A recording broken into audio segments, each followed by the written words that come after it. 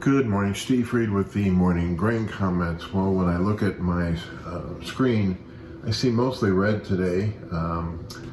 Mostly the grain markets overnight were mixed, and now beans are down 4 cents, corn down 4, wheat down almost 10 cents.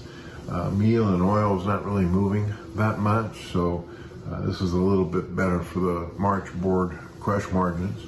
Stock market's a little bit lower, dollar's lower, crude's lower, and the precious metals are lower. I think markets mostly seeing negative money flow in the grain room. If we don't have a bottom or bottoming action, the AI machines will continue to push us lower, with now March beans at 11.28, corn at 3.95, and wheat at 5.63 on the March contracts.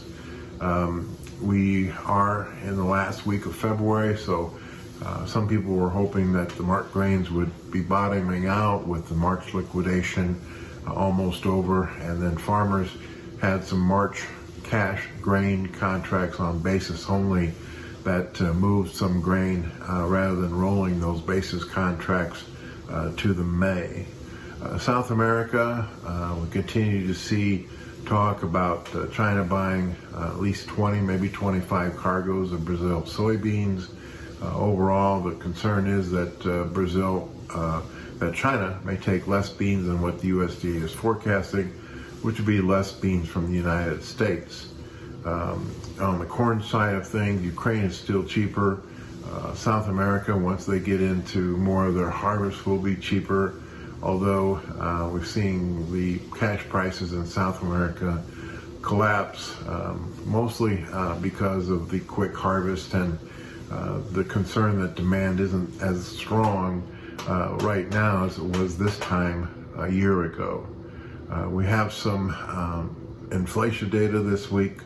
We also have some GDP data coming out, consumer confidence. So there's a lot for the market to digest besides these making new highs, especially on the tech side and chip side of the marketplace. I think that March is going to be an interesting month as far as U.S. Midwest weather is concerned. Globally, we're not really finding any weather problems. And so we go into this March 1 date with not a lot of concern, although the Midwest is dry. Most of the rains in the Midwest right now have been in the east and in the southeast. So we'll just kind of see how that moves forward. Again, there's a few analog years in which if we continue to be dry and warm in March, for the most part, it could raise the chances of a drier summer. But again, we don't really start trading that maybe until late April or early May. So lower trend, not a lot of buying underneath the market, which helps the funds move things lower when they have a record short position in corn and short positions in all the markets in the grain room.